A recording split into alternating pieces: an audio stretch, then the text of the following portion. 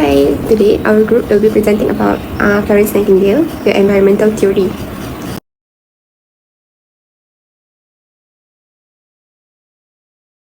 So today I will share a brief introduction on Florence Nightingale. So she was born on May 12, 1820 in Florence, Italy. She has shown devotion to helping the sick and poor from a very young age. She was privately educated at home in science, history, and philosophy. She decided to become a nurse in 1844 against her parents' wishes.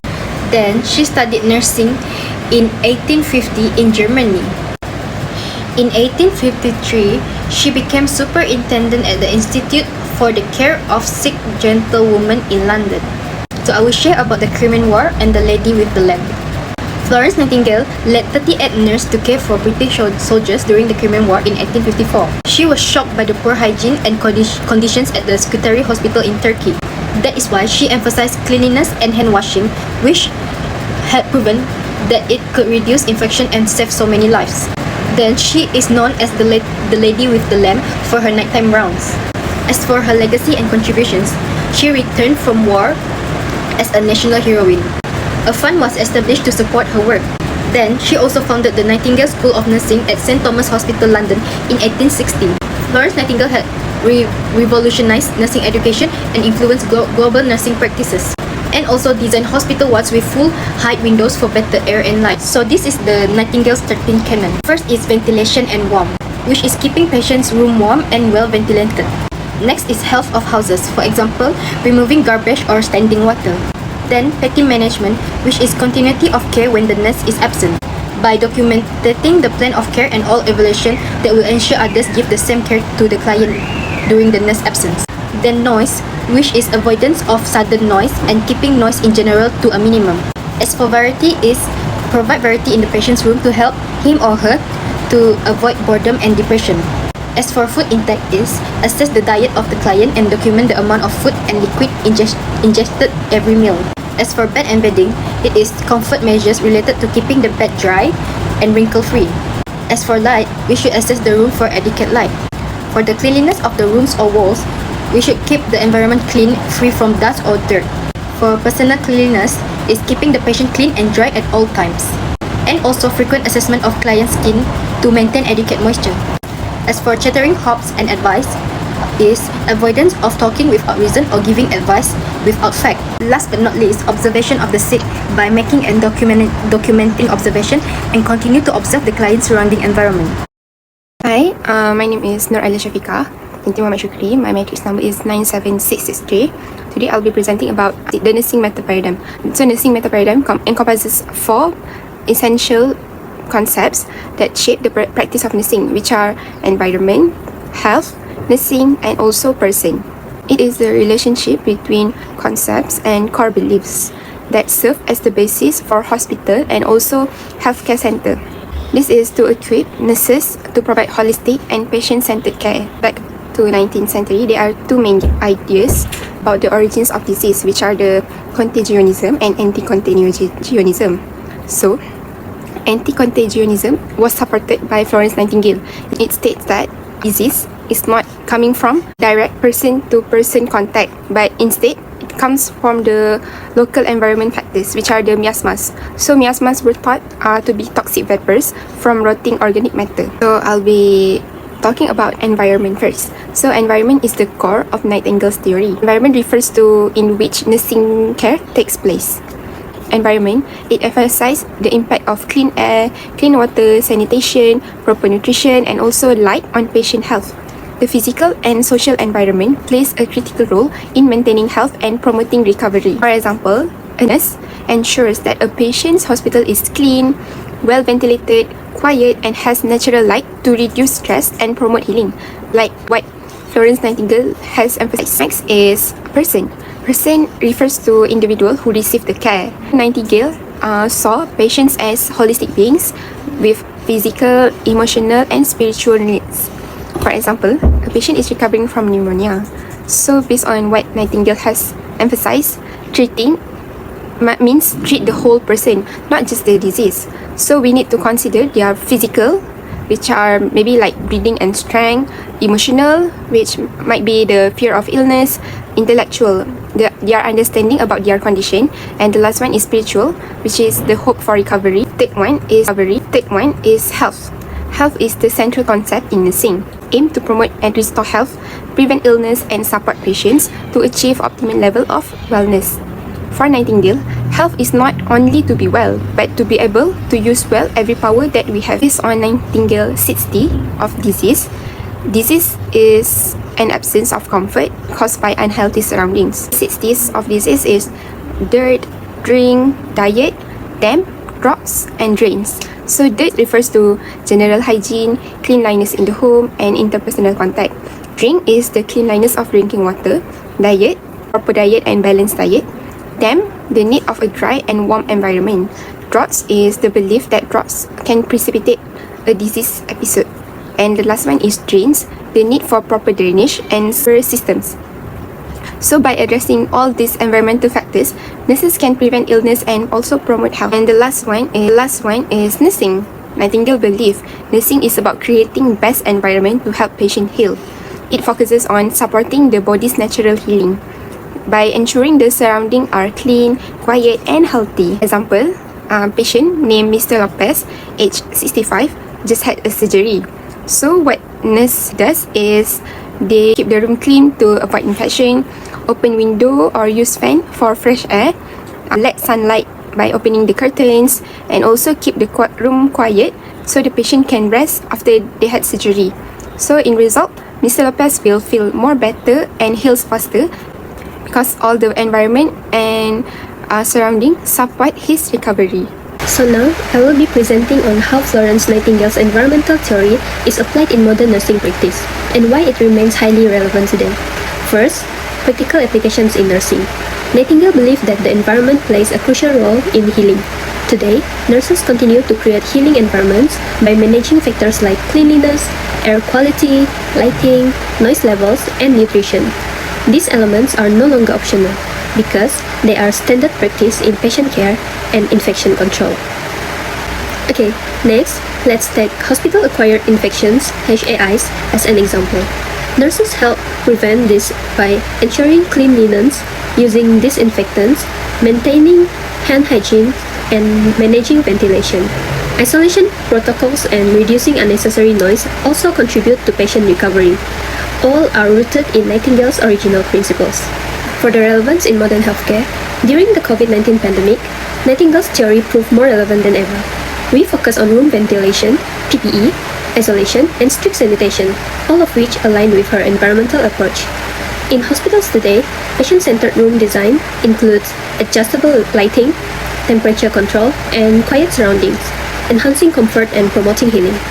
In disaster zones or emergency shelters, environmental triage like ensuring clean water, air, and sanitation is the first step in preventing outbreaks and supporting patient health.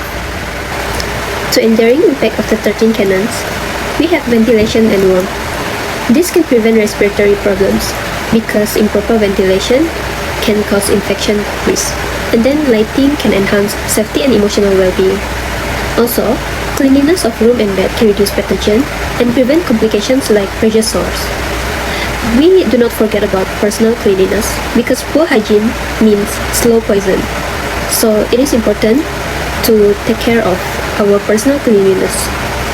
And then for variety and hope, mental stimulation and emotional support can promote holistic recovery.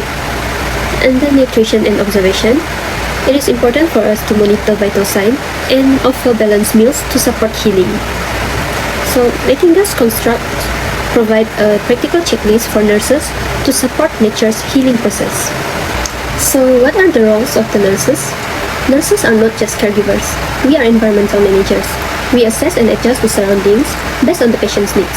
We also educate patients and families on how to maintain a healthy environment. Alright, now we move to our case scenario. The first case scenario is Mr. John, a 35 years old man, present at SGH. He complained that he experienced fatigue, fever for several days, night sweats, and severe weight loss. He lived alone in a poorly ventilated room with minimal sunlight exposure and limited access to clean water and nutrition. He is HIV positive for 3 years and currently on antiretroviral therapy (ART), but the adherence is inconsistent. By assessment, the patient temperature is 37.9 degrees Celsius and the previous weight which taken 2 months ago was 70 kg and upon checking is 52 kg. Next move to our subjective data. The patient claimed that he has 3 years history of HIV positive, complained that he experienced fatigue, fever for several days, night sweat and severe weight loss. Also, the patient reports that he missed his antiretroviral therapy for several times and stated that. Next, we move to objective data. Firstly is high-grade fever, 37.9 degrees Celsius, previous weight, which was taken 2 months ago, 70 kg, and his current weight is 52 kg. Our environmental focus are poor ventilation, an unkempt room with closed windows, inadequate lighting, unclean surroundings, insufficient nutrient, and does not have clean water supply. Now, next move to nursing diagnosis that we have discussed. First is imbalanced nutrition, which is less than body requirements related to pure intake and disease condition, HIV, as evidenced by severe weight loss and fatigue. Next is risk for infection related to compromised immune system, HIV, and unclean environment, as evidenced by poor ventilation and inadequate lighting. Next, we move on to the planning of first diagnosis, that is imbalanced nutrition, which is less than body requirement related to poor intake and disease condition, which is HIV, as evidenced by severe weight loss and fatigue. The first goal is patient will report improved appetite and interest in food within 3 days of hospital stay. The next one is patient will maintain a consistent daily calorie intake appropriate to individual needs for 2 weeks. So next one, for the second planning, for the second nursing diagnosis, which is risk for infection related to compromised immune system, which is HIV and unclean environment, as evidenced by poor ventilation and inadequate lighting. The patient will be remain free from the sign of infections during hospital stay. And the next goal is patient will demonstrate practices to reduce infection risk at home within 1 week of education.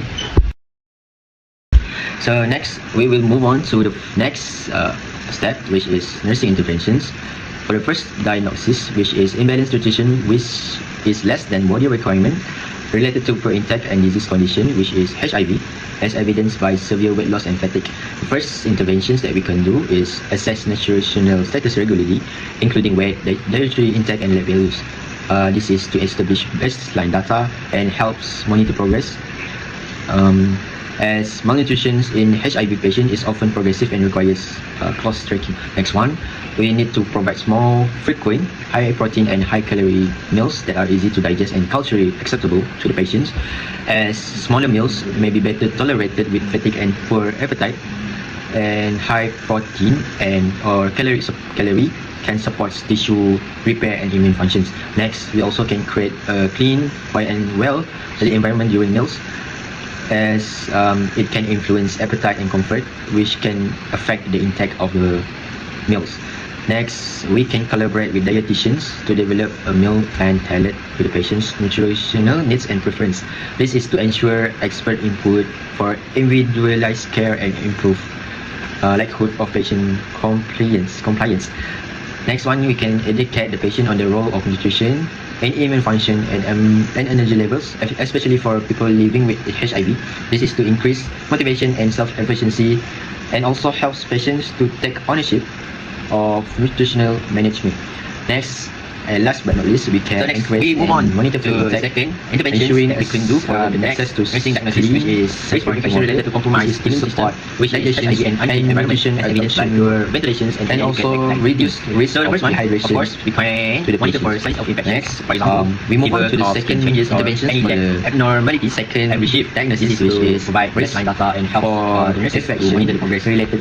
Next, we can maintain a clean, well-ventilated and well-lit room. This can help to reduce pathogen growth and help promote healing. The third one, we can educate the patient on hand hygiene, safe food handling and personal cleanliness, as these steps can empower the patient to take part in preventing infections, especially in resource-limited living environments. Next one, we can ensure strict adherence to ART and prophylactic antibiotics, if prescribed, of course, and monitor compliance, as proper medication adherence boosts immune defense and helps the patient to prevent any opportunistic infections. Next, we can coordinate with social workers or any public health agency to assess and improve living conditions, including ventilations, waste disposable, and water supply. It is to enhance the patient's home environment directly to reduce the external infection risk. Last but not least, of course, we can apply standard precautions during care and educate the patient on the same principles for home practice. This can prevent hospital-acquired infections and reinforce safe practice outside the hospital setting.